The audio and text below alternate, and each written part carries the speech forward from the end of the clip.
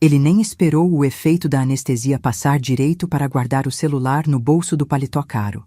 Olhou para o relógio de pulso, aquele dourado que eu dei de presente quando ele passou no vestibular, e soltou um suspiro pesado, como se eu fosse um fardo de cimento de 50 quilos nas costas dele.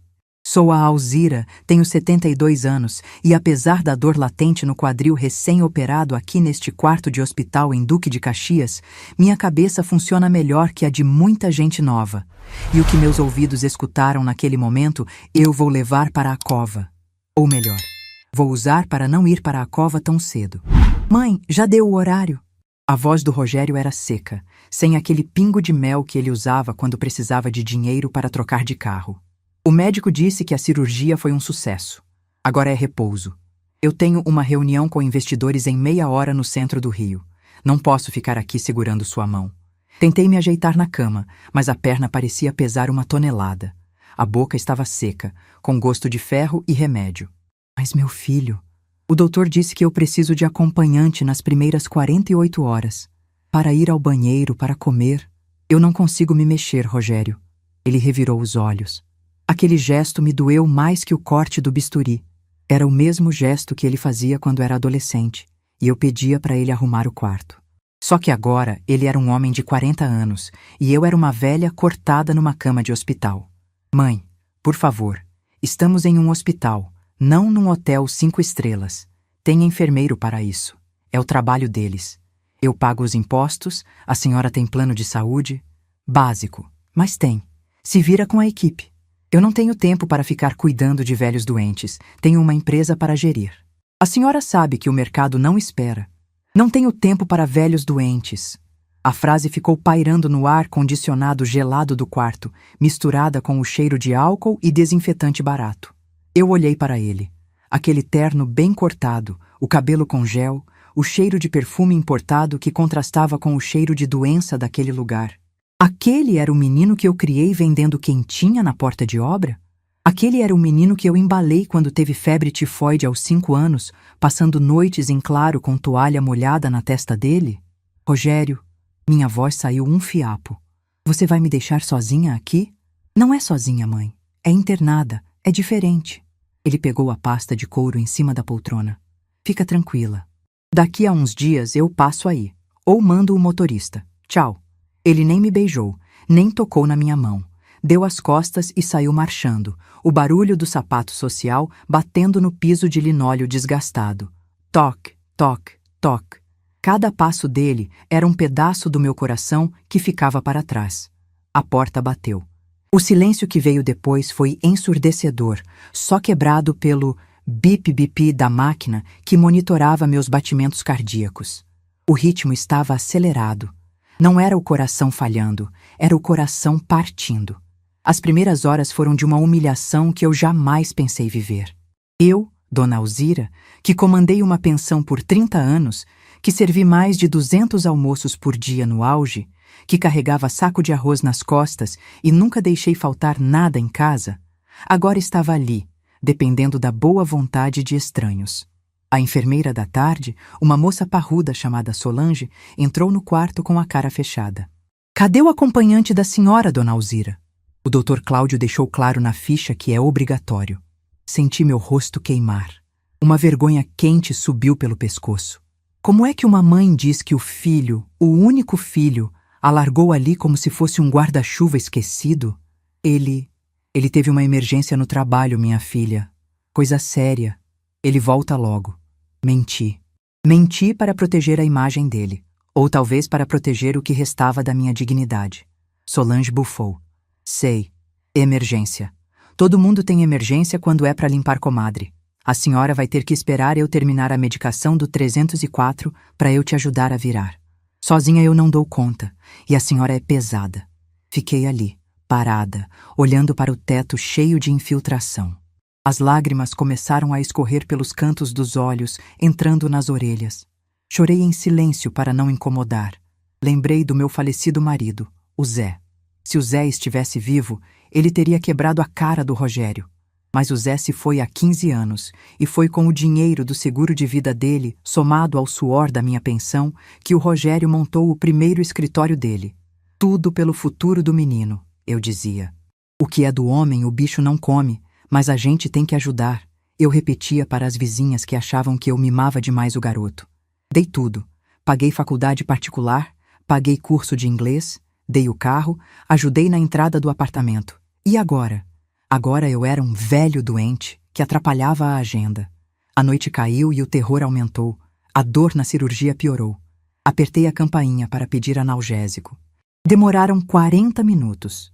Quando o enfermeiro veio, parecia exausto. Cadê seu filho, dona? Ele tinha que ter ido na farmácia comprar a meia de compressão que o médico pediu. Sem a meia, a senhora pode ter trombose. Ele não voltou? Perguntei, com a esperança idiota de que ele estivesse no corredor. Ninguém apareceu aí não, senhora. O medo da trombose se misturou com o medo do abandono. Eu não tinha a meia. Eu não tinha ninguém para comprar a meia.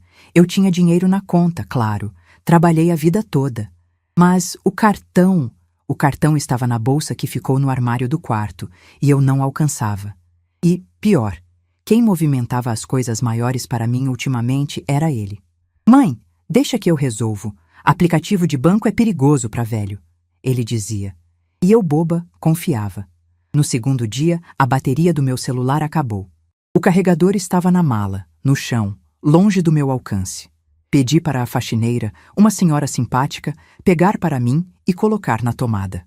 Quando liguei o aparelho, chequei as mensagens. Nenhuma mensagem do Rogério.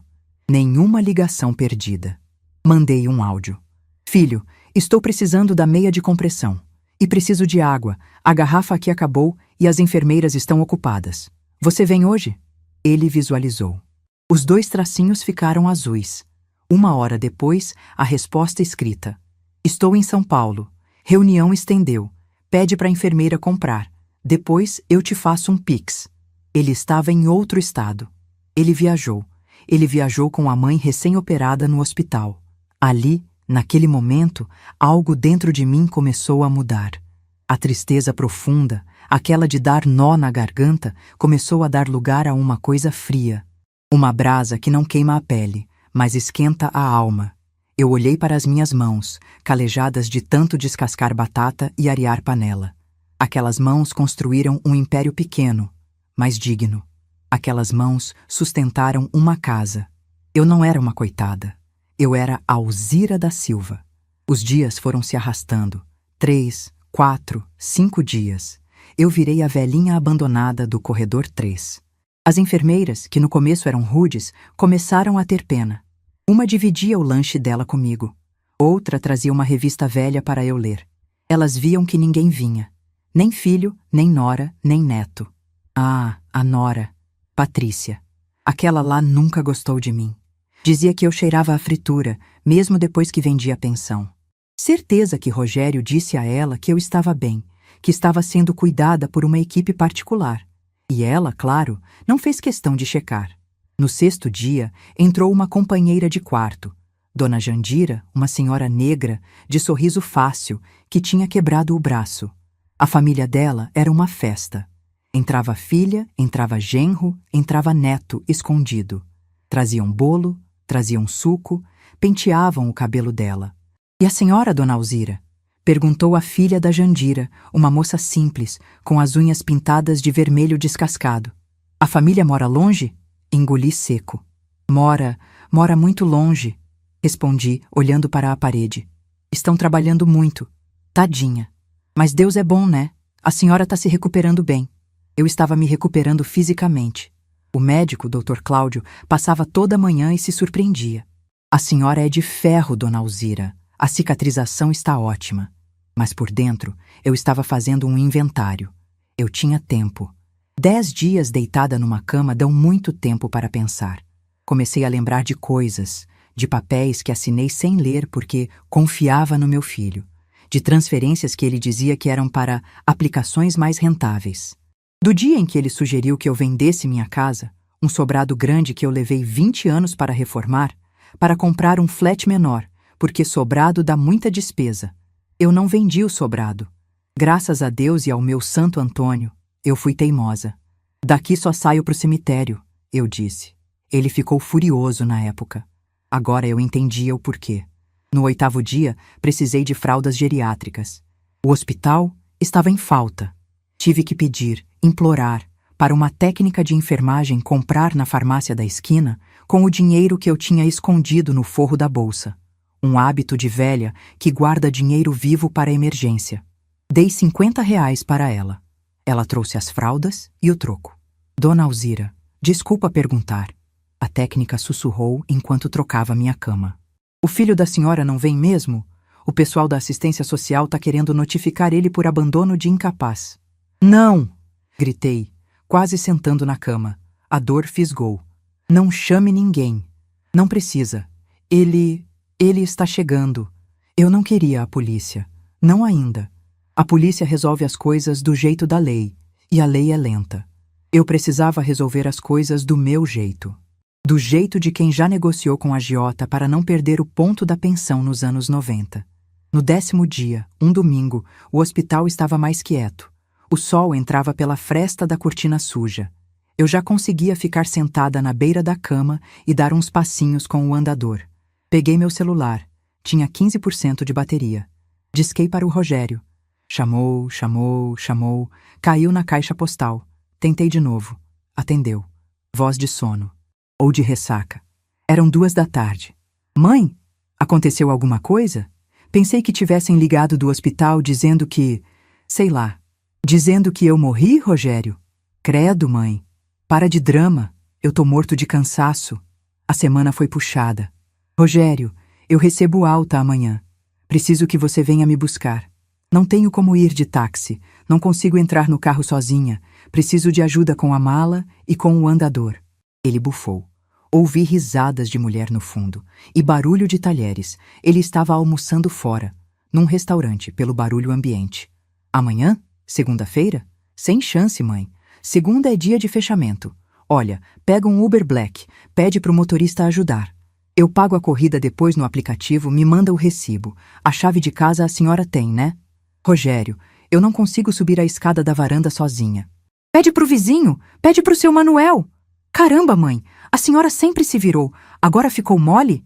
Eu não posso largar tudo aqui para te carregar no colo.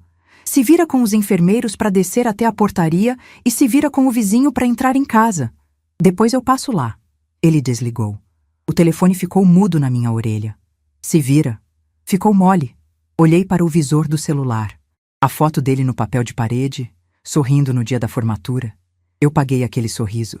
Eu paguei os dentes daquele sorriso com aparelho ortodôntico caro. Respirei fundo. O ar entrou rasgando, mas saiu calmo. Eu não chorei. Dessa vez, nenhuma lágrima. Limpei a tela do celular com a ponta do lençol. Procurei na agenda um número que eu não ligava há muito tempo, mas que sabia que me atenderia até no domingo se fosse preciso. Não era parente, não era amigo de fofoca. Era o Dr. Fagundes, gerente-geral da minha agência bancária há 20 anos.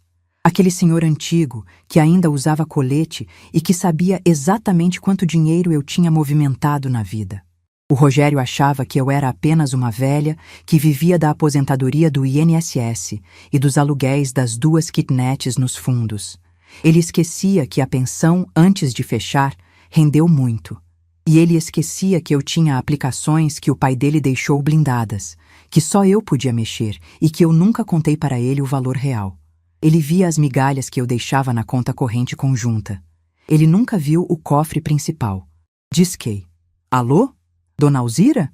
A voz do gerente era de surpresa. Aconteceu algo? Domingo à tarde? Aconteceu, Dr. Fagundes. Aconteceu que eu acordei. Como assim, Dona Alzira? Eu preciso de um favor, meu amigo. Amanhã cedo, assim que o banco abrir, eu quero que o senhor bloqueie tudo.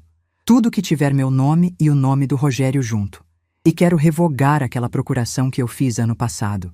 Mas, Dona Alzira, isso vai congelar os cartões de crédito dele também, os adicionais. Ele vai ficar sem acesso ao fundo de reserva. Eu sei, Fagundes. Minha voz saiu firme, grossa, como nos tempos em que eu expulsava bêbado da minha pensão. É exatamente isso que eu quero. E tem mais.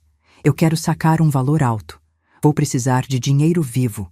E quero que o senhor mande um táxi de confiança da agência me buscar na porta do hospital municipal, amanhã às 10 horas. Houve um silêncio do outro lado da linha. A senhora está bem, dona Alzira? Olhei para as minhas pernas inchadas, para o quarto feio, para a solidão dos últimos 10 dias. Lembrei da frase: não tenho tempo para velhos doentes. Nunca estive melhor, Fagundes. Nunca estive tão lúcida.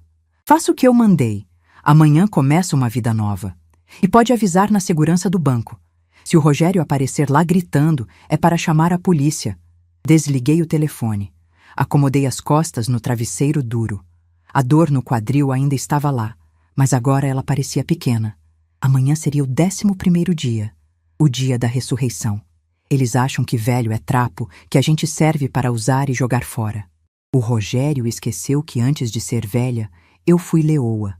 E leoa, mesmo ferida, ainda tem dente.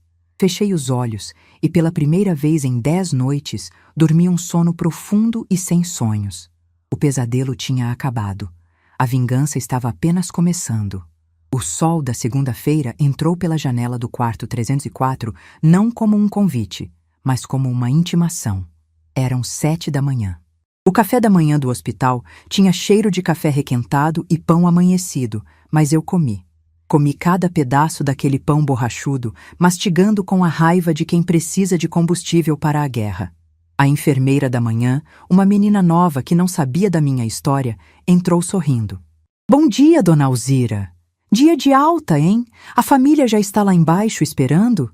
Limpei o farelo do canto da boca com o guardanapo de papel áspero. Não, minha filha.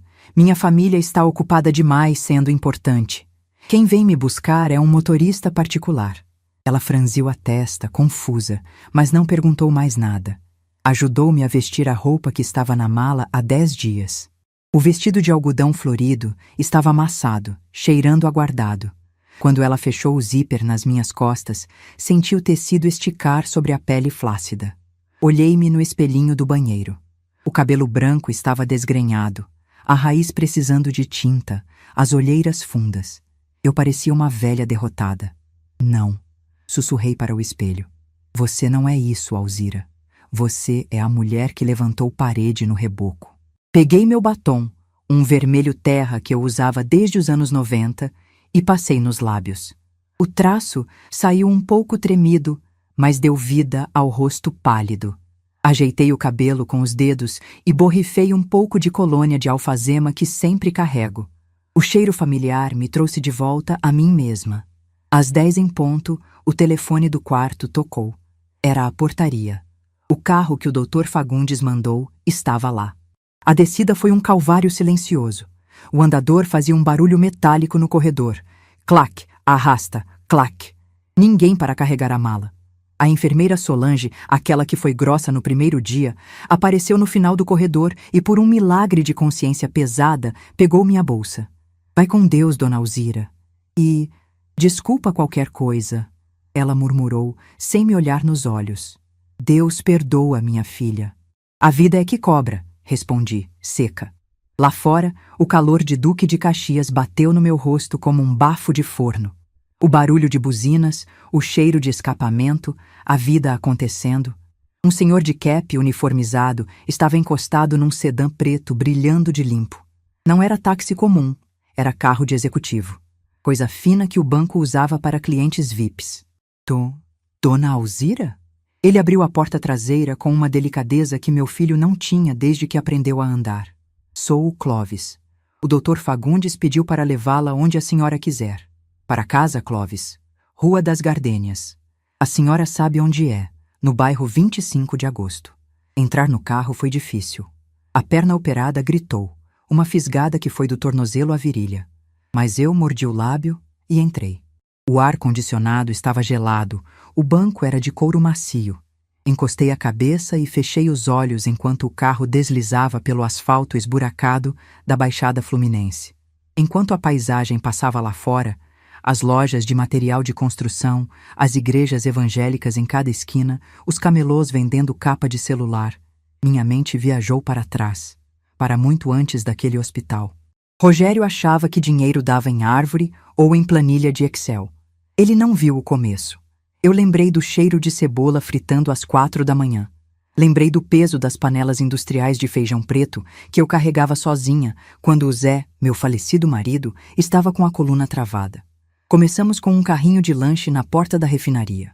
Eu fritava 300 pastéis por dia num calor de 40 graus, com o óleo espirrando no braço. Tenho as marcas até hoje, cicatrizes brancas que o Rogério deve achar que são manchas de velhice. Depois veio a pensão. Pensão da Zira. Não era lugar chique. Era lugar de peão, de motorista de caminhão, de gente que precisava de sustância. Eu cobrava barato, mas ganhava no volume.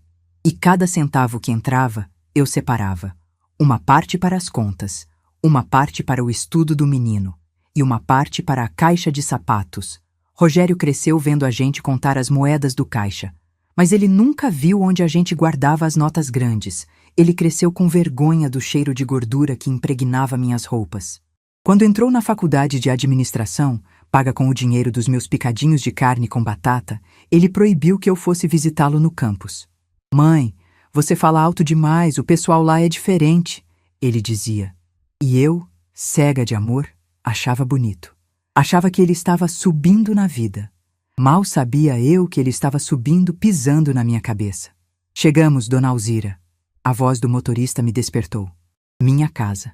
Um sobrado antigo, com um muro de pedras e um portão de ferro que precisava de pintura. As plantas na varanda estavam mortas. 10 dias sem água. As samambaias que eu cuidava há anos estavam marrons e secas.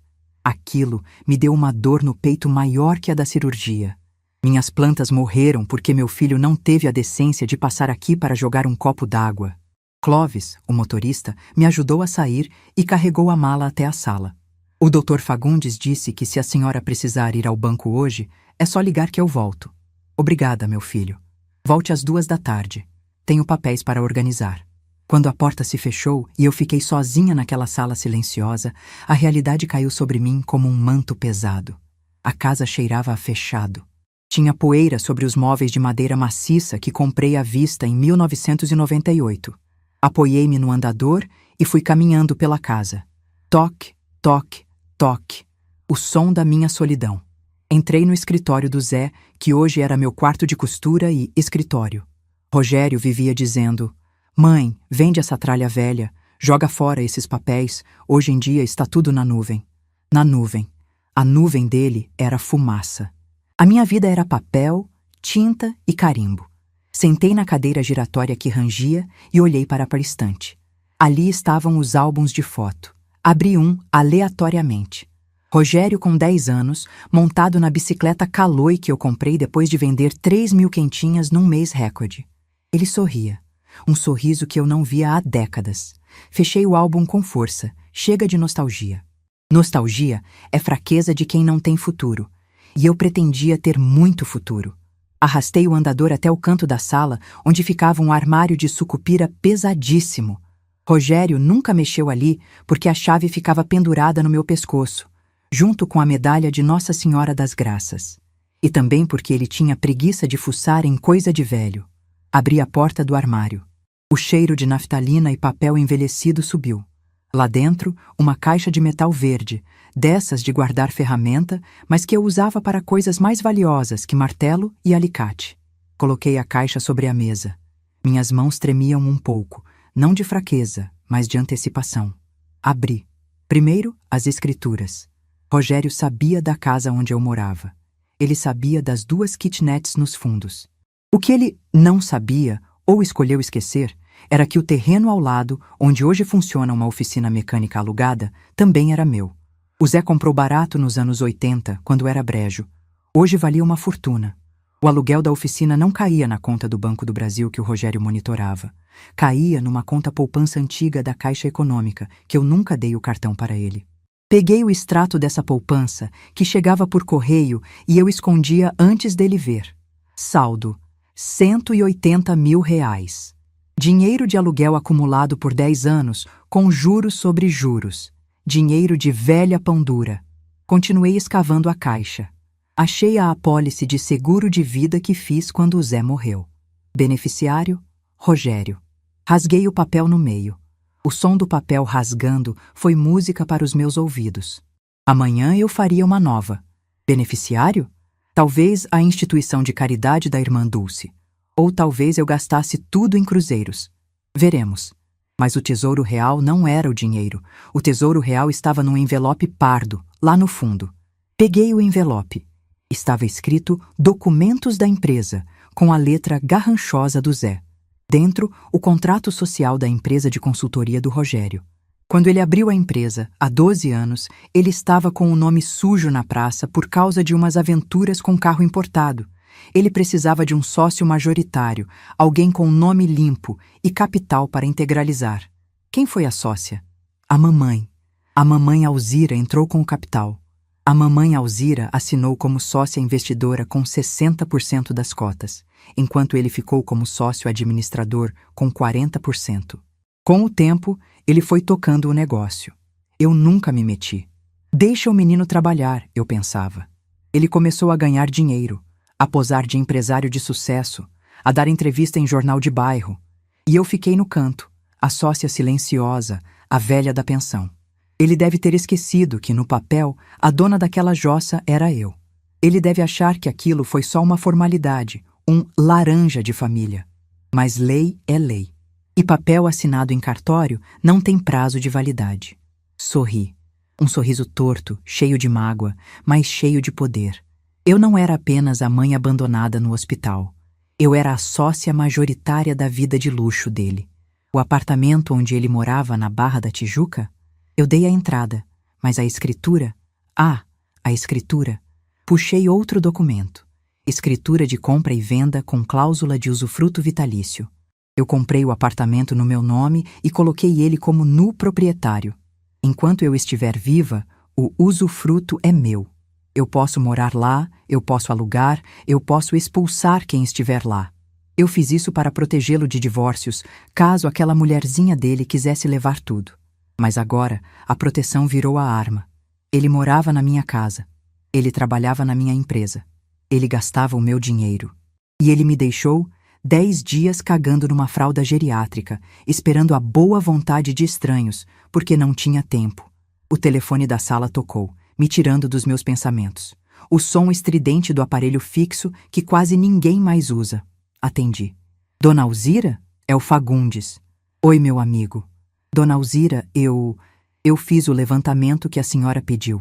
A situação é mais delicada do que eu pensava. O Rogério... Ele tentou fazer um empréstimo grande na sexta-feira passada, usando a procuração da senhora como garantia. Um empréstimo para cobrir um rombo de jogo. Senti uma tontura. Apoiei a mão na mesa. Jogo, Fagundes? Apostas esportivas, Dona Alzira. Essas coisas de internet. Parece que ele perdeu muito dinheiro. A conta conjunta de vocês está no cheque especial. Ele raspou o fundo de investimento automático. Respirei fundo.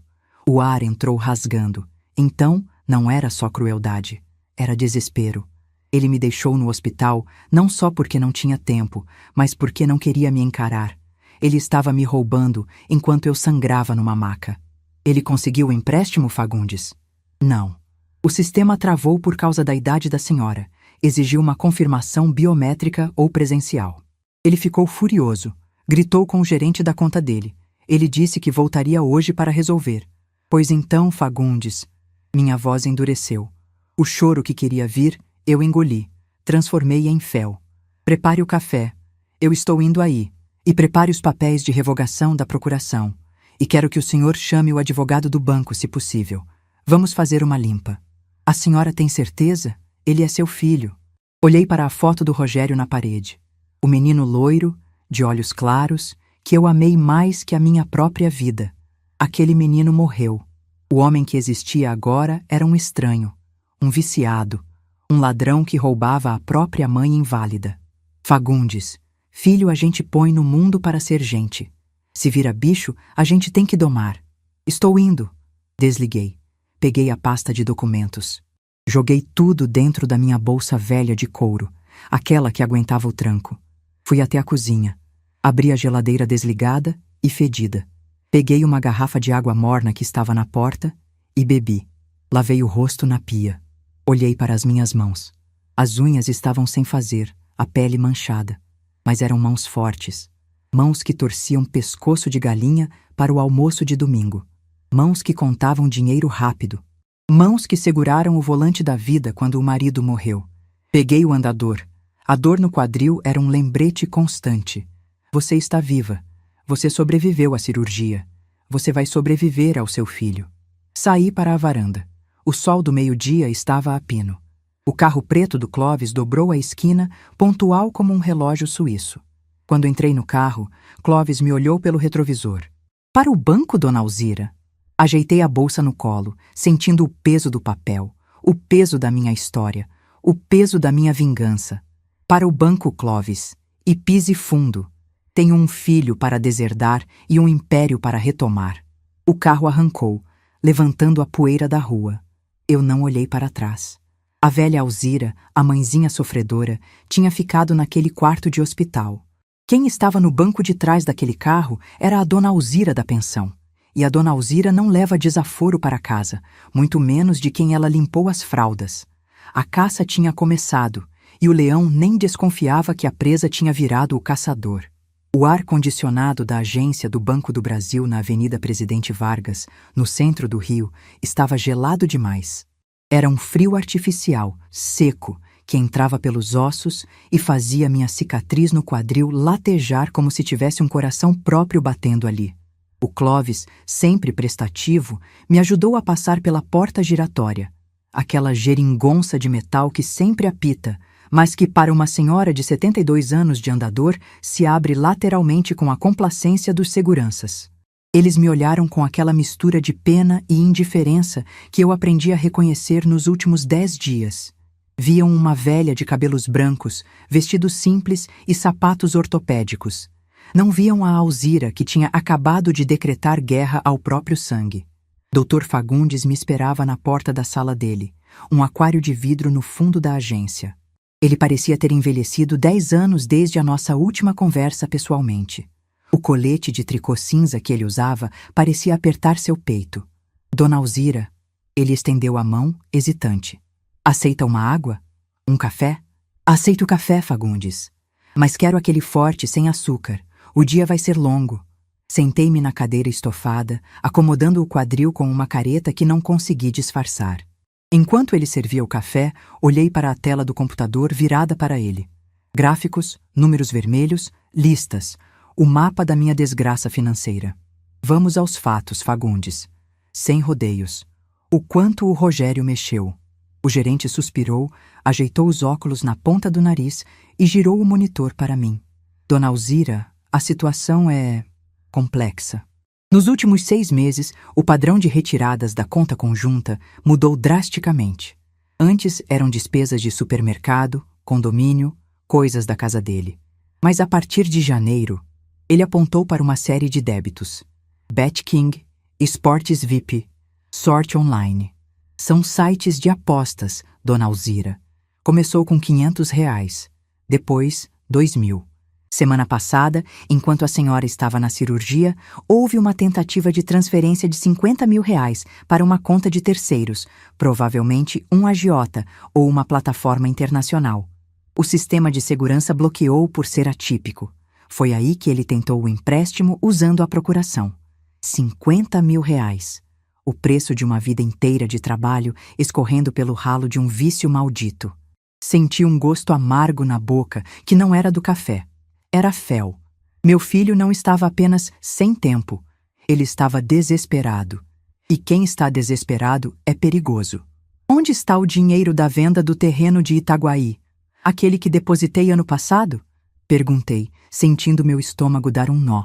Fagundes baixou os olhos. Restam R$ 12.000. Ele liquidou a aplicação.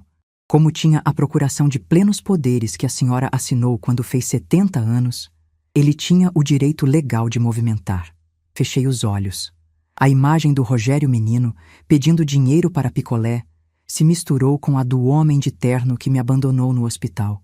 Ele tinha torrado o dinheiro da minha velhice em joguinhos de celular. Abri os olhos. Não havia lágrimas, havia cálculo. Muito bem. Minha voz saiu firme, surpreendendo até a mim mesma. O choro a gente deixa para o travesseiro. Agora vamos estancar a sangria. Fagundes, quero revogar a procuração. Agora, imediatamente. Já preparei a minuta, dona Alzira. O cartório fica na rua de trás, o tabelião é meu amigo. Ele vem aqui colher a assinatura se precisarmos, dada a sua condição física. Ótimo. Chame o homem. E tem mais. Quero bloquear os cartões de crédito adicionais. O dele e o daquela esposa dele, a Patrícia. O bloqueio dos cartões vai gerar um alerta no celular dele na hora, dona Alzira. Ele vai saber. Sorri. Um sorriso frio. Não se eu disser que foi um erro do sistema. Fagundes, escute bem. Eu não quero que ele saiba que eu estou fazendo isso. Não ainda. Eu quero que ele ache que o banco travou, que a burocracia emperrou, que o mundo está contra ele. Eu preciso de tempo para dar o bote final. Bloqueie por suspeita de fraude. Diga que o sistema de segurança travou tudo automaticamente por causa das tentativas de empréstimo. Fagundes assentiu, digitando furiosamente no teclado. Feito. Cartões bloqueados. Conta conjunta congelada para análise de segurança. Procuração sendo cancelada no sistema interno agora. E a conta da empresa? A consultoria RA? Essa é pessoa jurídica, dona Alzira. É mais difícil. Ele é o administrador. Tirei da bolsa o envelope pardo que resgatei do meu armário de sucupira. Coloquei o contrato social em cima da mesa de vidro. Leia a cláusula 7ª, parágrafo 2º. Fagundes leu. Arregalou os olhos. A sócia majoritária, detentora de 60% das cotas, reserva-se o direito de vetar quaisquer movimentações financeiras superiores a R$ 5.000, sem sua expressa autorização por escrito, podendo destituir o administrador em caso de gestão temerária. Exato. Tomei um gole do café preto. Eu nunca usei essa cláusula. Confiava nele, mas a gestão temerária está provada nos extratos que o senhor me mostrou. Eu quero que o banco exija a minha assinatura para qualquer cheque, qualquer TED, qualquer PIX que saia da conta da empresa a partir de agora. Isso vai paralisar o escritório dele. Ele não vai conseguir pagar nem a conta de luz. Ele que trabalhe, ou que aposte a conta de luz no jogo do bicho. Cumpra a cláusula, Fagundes. Enquanto o gerente fazia os trâmites, senti meu celular vibrar na bolsa. Era ele. Rogério Filho. O coração disparou. Não de amor, mas de adrenalina. Fiz sinal de silêncio para o Fagundes. Respirei fundo, deixei o corpo pesar na cadeira e atendi com a voz mais trêmula e cansada que consegui fingir. Alô? Rogério? Mãe, o que está acontecendo com esse banco maldito? Ele estava gritando. Ouvi barulho de trânsito ao fundo. Fui passar o cartão no posto de gasolina e deu não autorizado. Tentei fazer um Pix para o fornecedor e a conta está travada. A senhora mexeu em alguma coisa? Eu? Soltei uma tosse seca, digna de atriz de novela das 8. Meu filho, eu mal consigo ir ao banheiro. Estou aqui deitada, com a perna para cima. O que houve? O gerente não me atende. Aquele velho do Fagundes não atende o celular.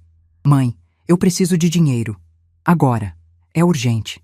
Tem gente me cobrando. A urgência na voz dele era palpável. Tem gente me cobrando. Agiotas. O buraco era mais fundo do que eu pensava. Calma, meu filho. Deve ser coisa do sistema. Lembra que você disse que tentou um empréstimo e deu erro? O rapaz do banco me ligou cedo. Disse que iam fazer uma auditoria de segurança. Acho que é por causa da minha idade. Eles acham que eu morri ou que fui sequestrada. Que inferno! Ele socou o volante do carro. Deu para ouvir o estrondo. E quanto tempo demora essa porcaria? Ah, meu filho, eles disseram que eu preciso ir lá pessoalmente assinar um papel de prova de vida. Mas eu não consigo andar, Rogério. O médico disse repouso absoluto. Você sabe, eu não tenho quem me leve. Houve um silêncio do outro lado. Eu estava jogando a isca. Se ele quisesse o dinheiro desbloqueado, teria que vir me buscar. Teria que cuidar da velha doente.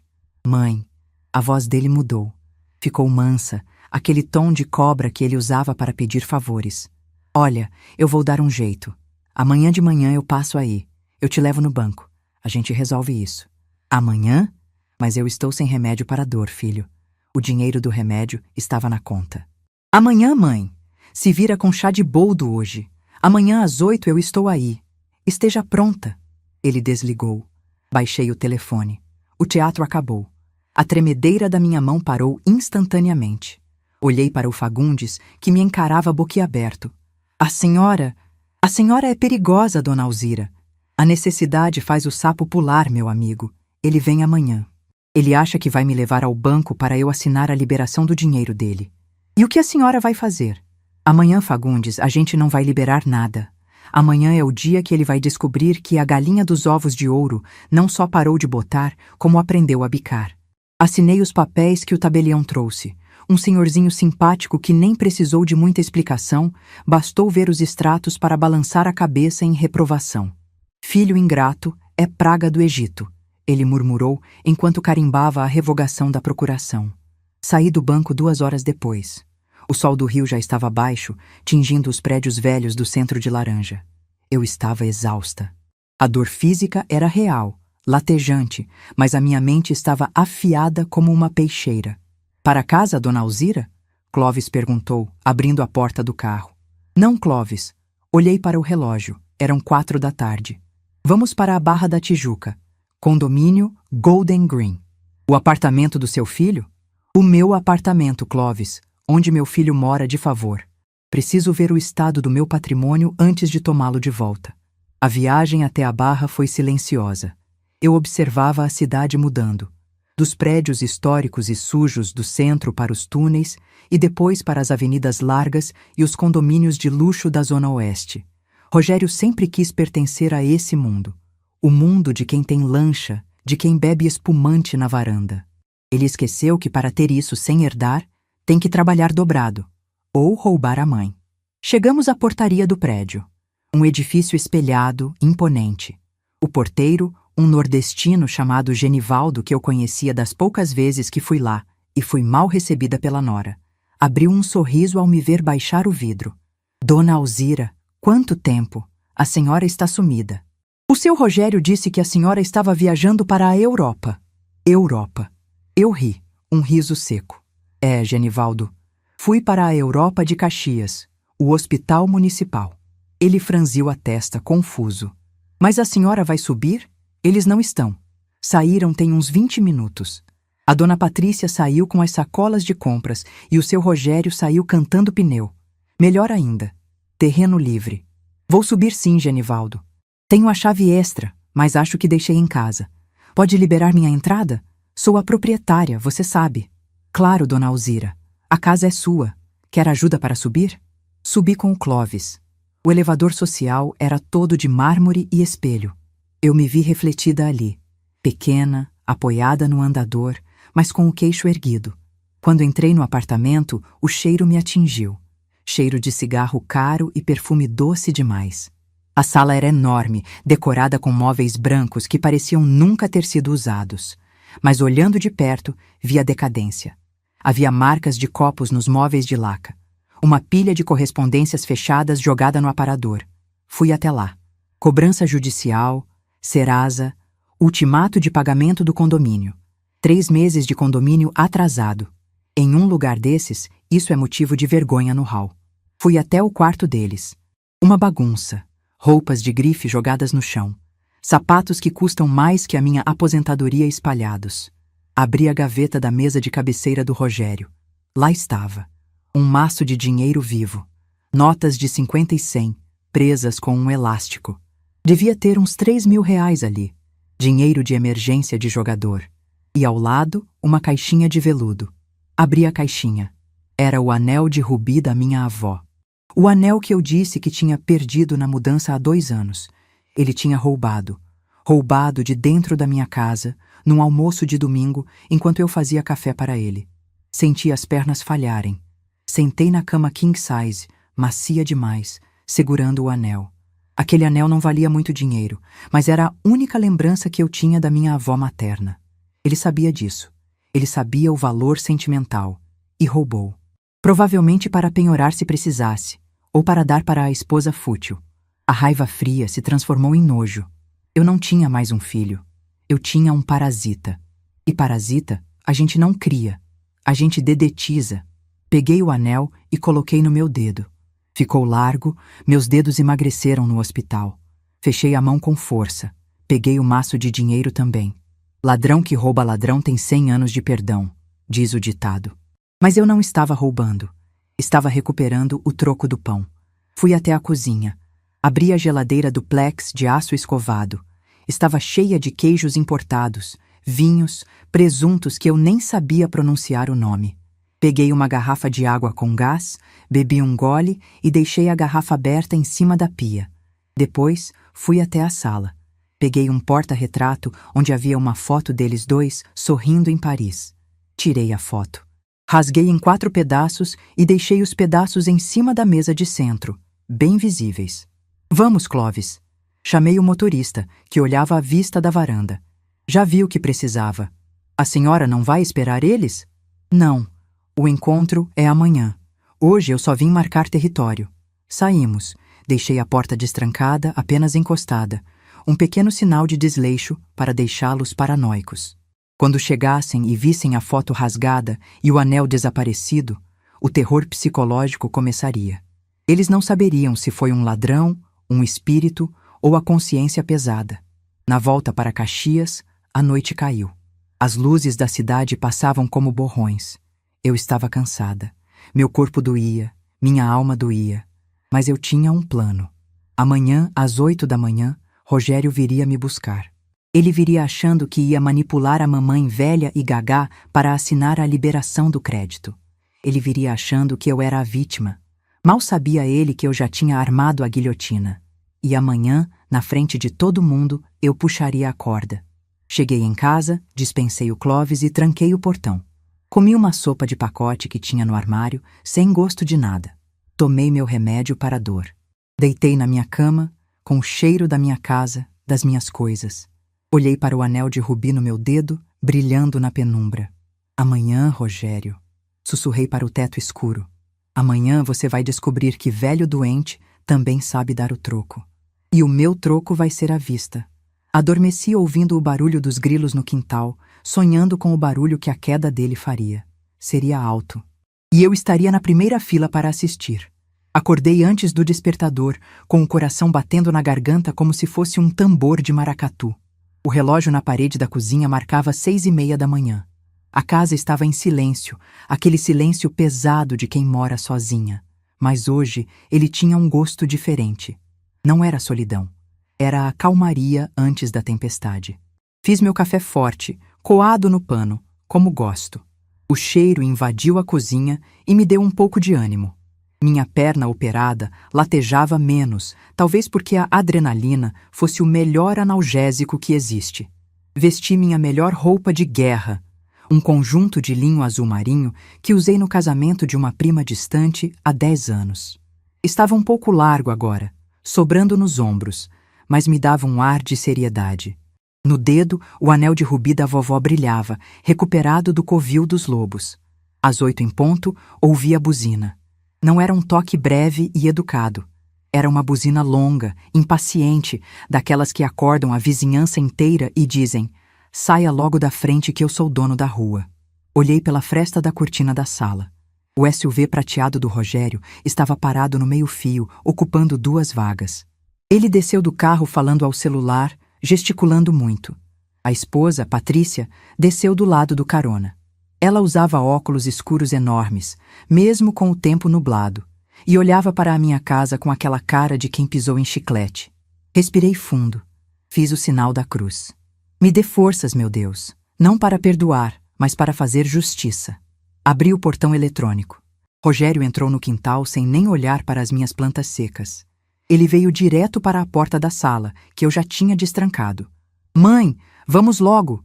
Ele entrou como um furacão, cheirando a loção pós-barba e estresse. O trânsito na linha vermelha está um inferno e eu preciso estar no banco às 9. O gerente disse que só libera o sistema com a sua digital. Patrícia entrou logo atrás, batendo os saltos no meu piso de taco. Nossa, dona Alzira, que cheiro de mofo é esse? A senhora precisa dedetizar isso aqui. Ela nem me deu bom dia. Foi logo abanando a mão na frente do nariz. Rogério, anda logo com isso. Eu estou com dor de cabeça. Ontem, aquele susto lá em casa, a porta aberta. Eu não dormi nada achando que tinha ladrão escondido no closet. Eu estava sentada na minha poltrona, com o andador na frente. Fiz minha melhor cara de velhinha confusa e assustada. Bom dia para vocês também. Minha voz saiu trêmula de propósito. Rogério, meu filho, eu não sei se consigo ir. Minha perna dói tanto. Não dá para resolver pelo telefone? Pelo amor de Deus, mãe! Ele passou a mão no cabelo, bagunçando o gel. Eu já expliquei 1000 vezes. O banco travou tudo. Travou minha conta, travou a conta da empresa, travou até o cartão de crédito da Patrícia. A gente tá zerado. Eu preciso que a senhora vá lá colocar o dedo na maquininha e dizer que está viva e lúcida. É só isso. É, dona Alzira. Patrícia completou cruzando os braços. A gente não tem tempo para drama hoje. O Rogério tem fornecedor cobrando. Vamos, levanta. Rogério pegou meu braço. Não com carinho, mas com a firmeza de quem arrasta um móvel velho. Ai, cuidado, menino! Reclamei, fingindo que doeu mais do que realmente doeu. Desculpa, mãe, mas vamos, eu te ajudo. O caminho até o carro foi um teatro. Eu me apoiava no andador, dava passos de tartaruga, parava para respirar. Rogério bufava a cada parada. Patrícia já estava dentro do carro, no ar-condicionado, mexendo no celular. Quando finalmente me acomodei no banco de trás, Rogério arrancou o carro cantando o pneu. O trajeto até o centro do Rio foi tenso. O rádio estava desligado. O único som era o motor potente do carro e as notificações incessantes no celular do Rogério, que estava preso no painel. Pling, pling, pling. Mensagens de cobrança, eu imaginava. Você viu o anel da minha avó, Rogério? Perguntei de repente, quebrando o silêncio. Ele me olhou pelo retrovisor, os olhos arregalados por um segundo. O carro deu uma leve guinada para a esquerda. O quê? Que anel, mãe? Aquele velho? A senhora perdeu isso faz anos? Por que tá perguntando isso agora? Sonhei com ele. Sonhei que ele estava num lugar muito chique, mas muito frio. E que alguém tinha roubado ele de mim. Patrícia virou para trás, tirando os óculos escuros. Ai, dona Alzira! Lá vem a senhora com essas conversas de velho gagá. Sonho é sonho. Ninguém quer aquele anel cafona, não. É, deve ser, murmurei, acariciando o rubi que eu tinha virado para a palma da mão, escondendo-o. Coisa da minha cabeça. Chegamos ao banco. Rogério parou na vaga de idoso, claro. Fica aqui, Patrícia. Eu subo com ela. É coisa rápida. Eu vou junto, disse a Patrícia. Não vou ficar aqui nesse calor esperando, e quero ter certeza que o cartão vai liberar. Preciso passar no shopping na volta. Subimos. A agência estava cheia. Rogério tentou furar a fila do atendimento, mas o segurança barrou. O senhor tem que pegar a senha. Eu não preciso de senha. Eu sou cliente estilo. Minha mãe é prioridade. Ele gritou, chamando a atenção de todo mundo. Cadê o Fagundes? Eu quero falar com o gerente geral. Nesse momento, a porta de vidro do fundo se abriu. O Dr. Fagundes apareceu, impecável no seu terno cinza. Ele me viu e fez um aceno discreto de cabeça. Rogério, dona Alzira, podem entrar, por favor. Entramos na sala gelada do gerente. Rogério se jogou na cadeira, puxando a gravata como se estivesse sufocado. Patrícia sentou ao lado dele, batendo o pé nervosamente. Eu fiquei no meio, sentada na minha cadeira de sempre, com o andador à frente. Então, Fagundes, Rogério começou agressivo. Qual é a palhaçada? Por que minhas contas estão bloqueadas?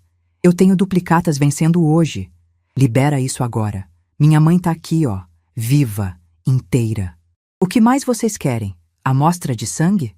Fagundes manteve a calma, cruzando as mãos sobre a mesa de vidro. Bom dia, Rogério. Bom dia, senhora Patrícia. A questão não é apenas a prova de vida, Rogério. O banco identificou movimentações atípicas e, seguindo o protocolo de segurança e a solicitação da titular... Solicitação da titular? Rogério interrompeu, rindo de nervoso. Minha mãe não sabe nem mexer no aplicativo. Ela não solicitou nada. Deve ter clicado em algum link errado de vírus. Mãe, fala para ele. Fala que a senhora quer liberar o dinheiro. Ele virou para mim. Os olhos dele eram 2 poços de desespero. Fala, mãe! Diz pro Fagundes liberar a minha conta e a procuração. O silêncio tomou conta da sala. Só se ouvia o zumbido do ar-condicionado. Eu olhei para o Rogério. Olhei para a Patrícia. E depois olhei para as minhas mãos calejadas. Lentamente, muito lentamente, eu girei o anel no meu dedo, revelando a pedra vermelha que brilhava sob a luz fluorescente. Rogério viu. Os olhos dele fixaram no rubi. A cor sumiu do rosto dele. Ele ficou branco como papel. Patrícia viu também. Ela levou a mão à boca. Mãe. A voz dele saiu um sussurro rouco. Esse anel, Ele estava na minha. Na sua gaveta? Completei, com a voz firme. Não a voz da velhinha doente, mas a voz da Alzira que expulsava bêbado da pensão. Estava, Rogério, junto com o dinheiro que você roubou da minha casa.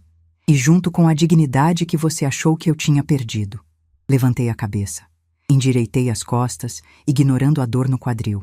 Encarei meu filho nos olhos. Eu não vou liberar nada, Rogério. O quê? Ele piscou atordoado, como se tivesse levado um tapa. Mãe, a senhora tá louca? Eu preciso pagar as contas. Eu tenho dívida de jogo. Os caras vão me matar. Dívida de jogo, repeti, saboreando cada sílaba. Apostas esportivas. BetKing, R$50 mil na semana passada.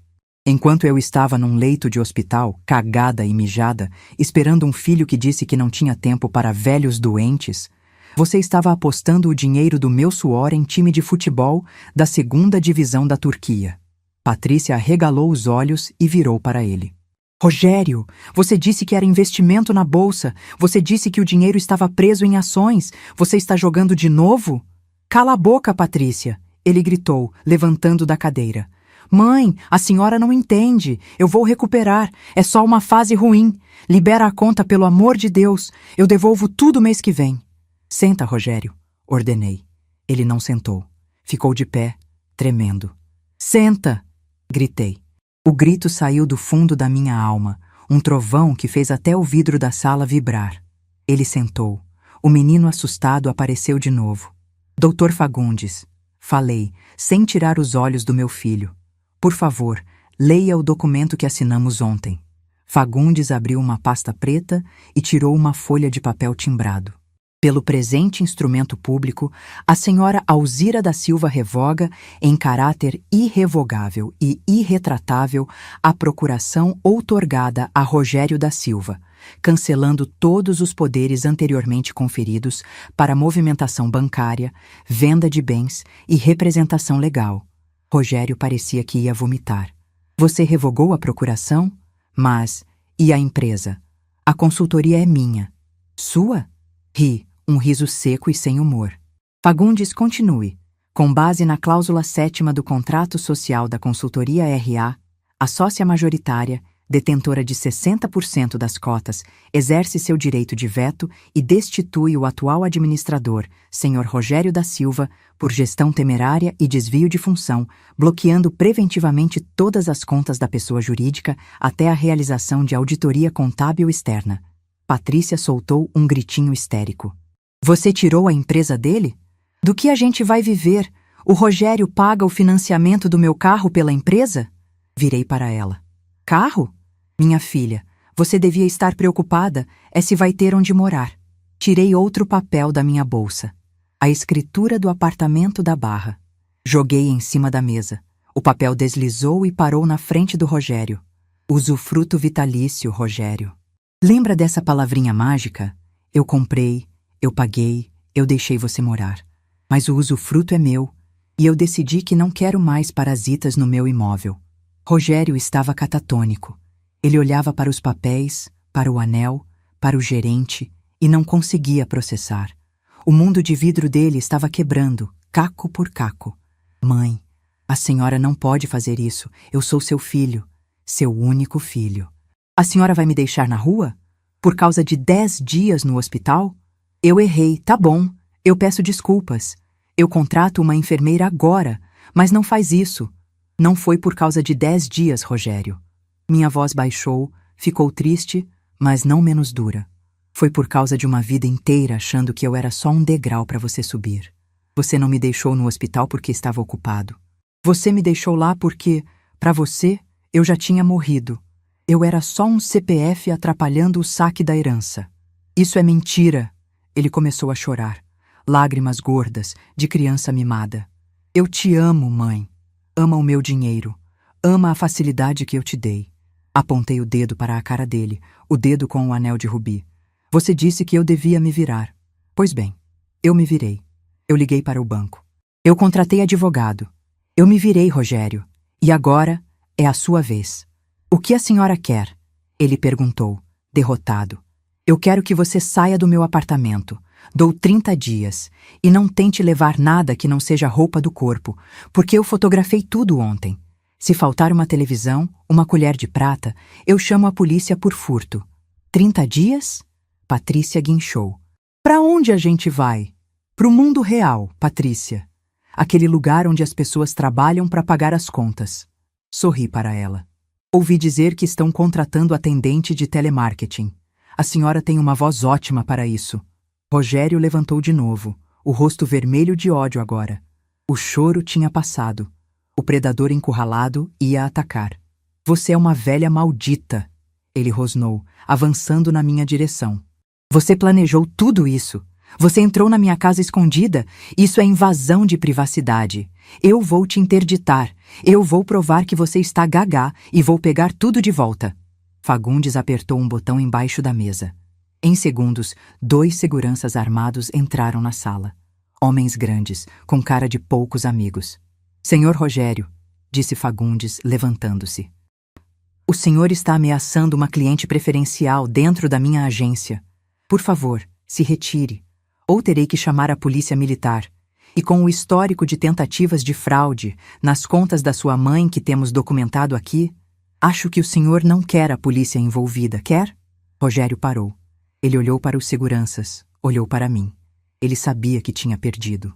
Ele sabia que se a polícia investigasse a fundo, acharia os desvios, as apostas, as falsificações.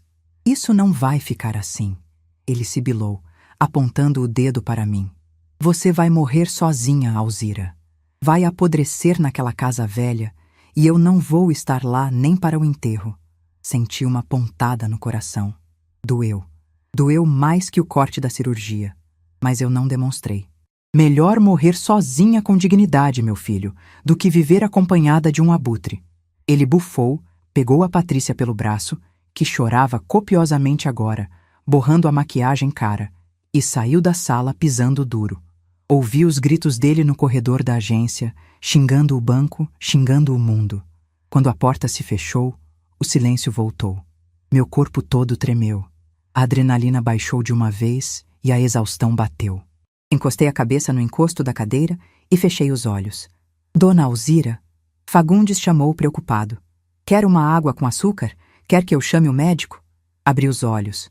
Sorri para ele. Um sorriso cansado, mas livre.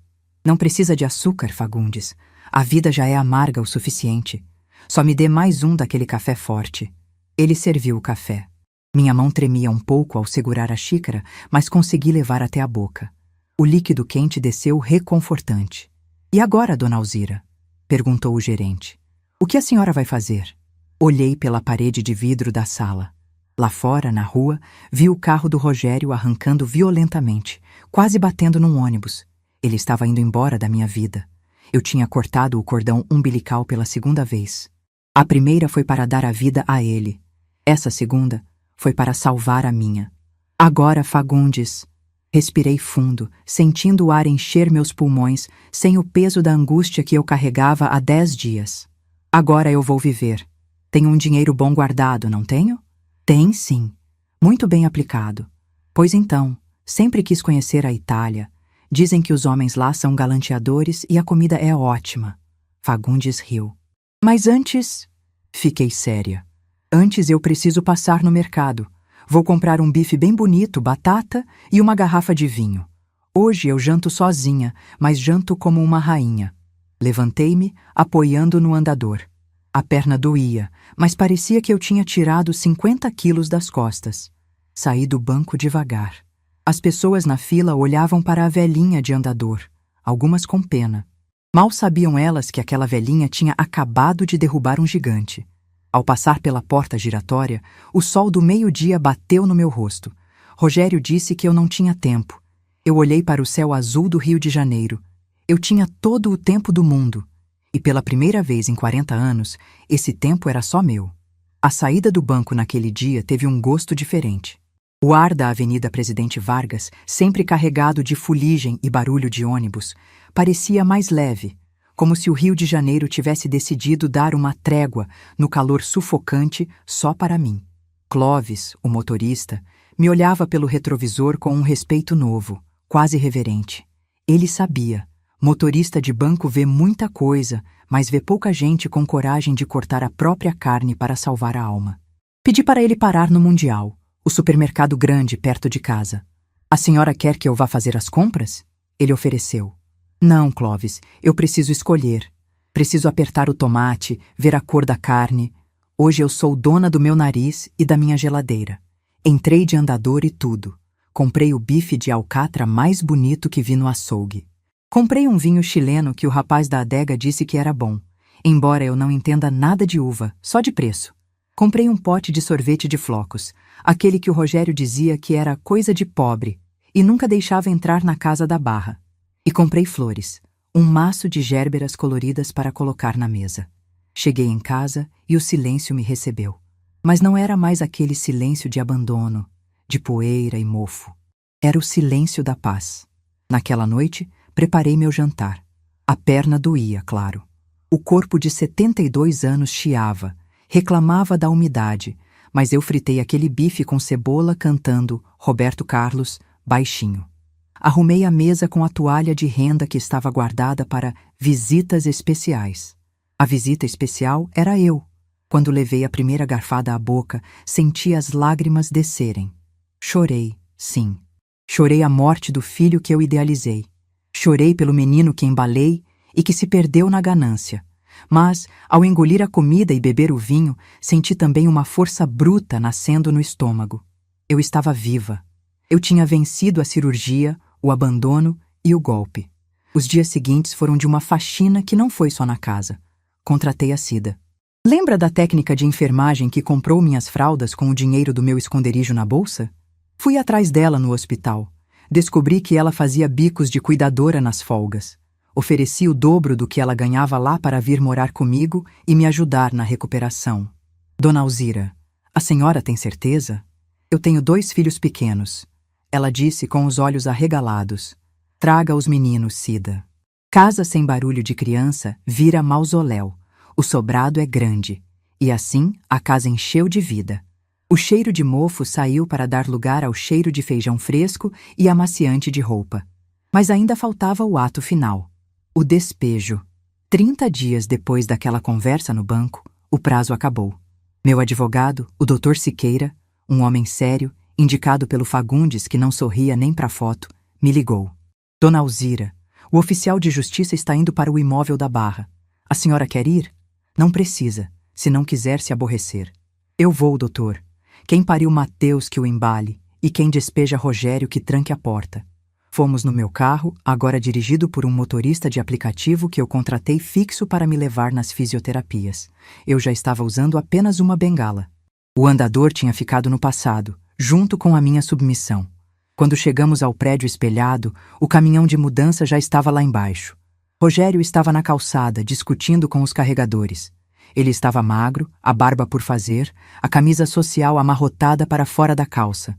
Patrícia estava sentada em cima de uma mala Louis Vuitton, chorando e digitando furiosamente no celular. Desci do carro. Eles me viram. Rogério veio na minha direção, mas o oficial de justiça se colocou na frente.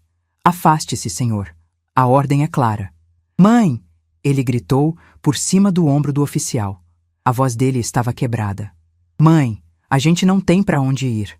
O aluguel que eu consegui pede 3 meses de depósito e eu não tenho R$1.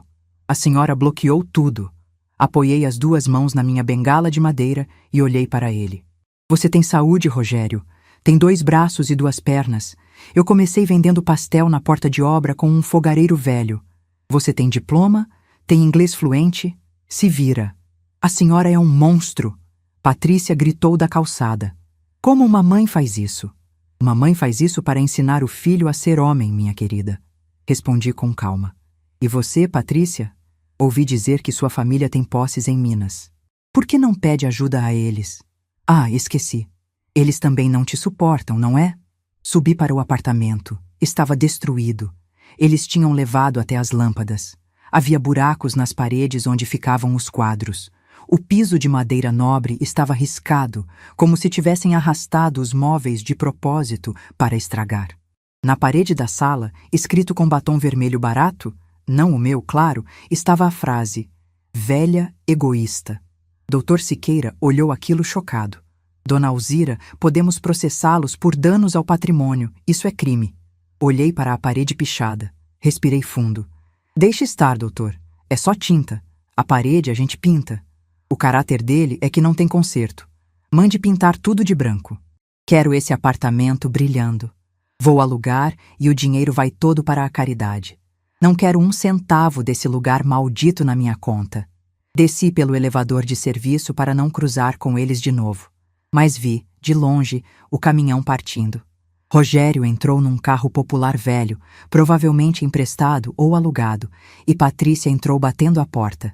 Foi a última vez que vi meu filho pessoalmente.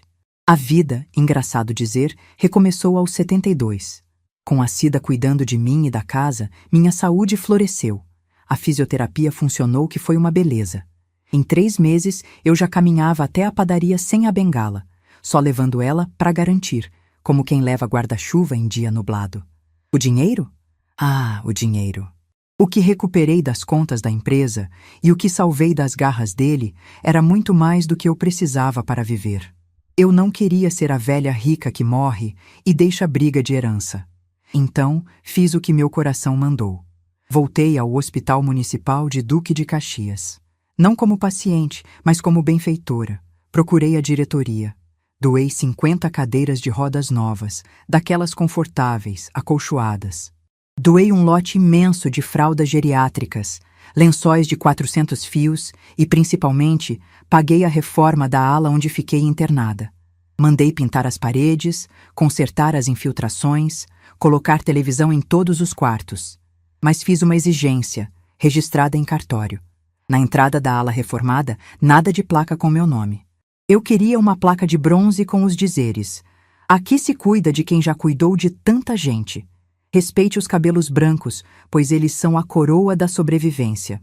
E a enfermeira Solange, aquela que foi grossa comigo no primeiro dia e depois pediu desculpas? Encontrei com ela no corredor. Ela quase caiu para trás quando me viu de tailleur e cabelo feito. Dona Alzira? É a senhora? Sou eu, Solange. Vim trazer uns mimos. Dei a ela uma cesta de chocolates e um envelope. Dentro tinha um vale-curso para ela se especializar em geriatria humanizada.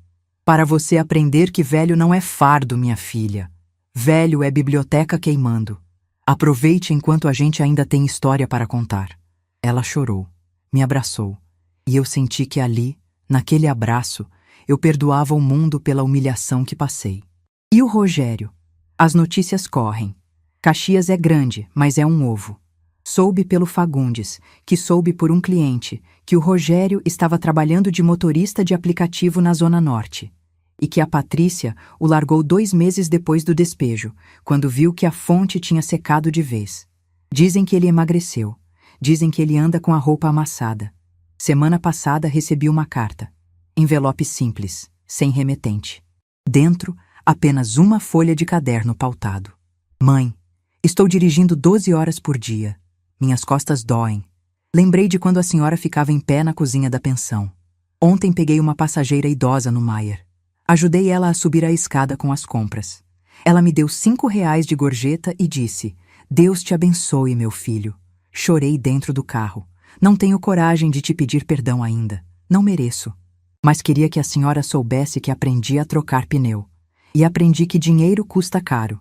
Se um dia a senhora puder, não. Deixa pra lá. Fica com Deus. Guardei a carta na minha caixa de sucupira, junto com as escrituras. Não respondi. Ainda não. O perdão é um prato que se come frio, e o dele ainda está morno. Ele precisa cozinhar mais um pouco na realidade da vida. Quem sabe no Natal? Ou no próximo? O tempo dirá. Eu tenho tempo agora. Hoje estou sentada na minha varanda. O jardim está lindo. Plantei mudas novas de samambaia. E bem na entrada, num vaso de barro enorme que comprei na feira, coloquei uma planta nova, viçosa, de folhas verdes e brancas rajadas. Uma "Comigo ninguém pode". Ela é linda. É tóxica se morder, mas protege a casa de mal-olhado e de gente ruim. Olho para ela e sorrio. Somos parecidas, eu e a planta. Cida aparece na porta com uma bandeja. Dona Alzira, o café tá pronto e tem bolo de milho quentinho. Os meninos chegaram da escola e estão perguntando se a senhora vai contar aquela história da vez que a senhora correu atrás do ladrão de galinha com uma vassoura. Vou sim, Cida. Manda eles lavarem a mão. Pego a xícara de café. O cheiro sobe, invade minhas narinas. Café coado na hora. O cheiro da minha vitória. Olho para o anel de rubi no meu dedo. Ele brilha sob o sol da tarde. Eles acharam que eu era sucata. Esqueceram que a antiguidade tem valor inestimável. Eles acharam que eu estava no fim da linha. Esqueceram que quem tem a caneta na mão escreve o próprio destino até o último suspiro. Dou um gole no café e sinto o calor descer pelo peito. A solidão foi embora. O medo foi embora. O Rogério foi embora. Ficou a Alzira. E quer saber, a Alzira é uma ótima companhia. Afinal, a gente só envelhece quando para de lutar, e eu acabei de começar a minha melhor batalha, a de ser feliz por mim mesma.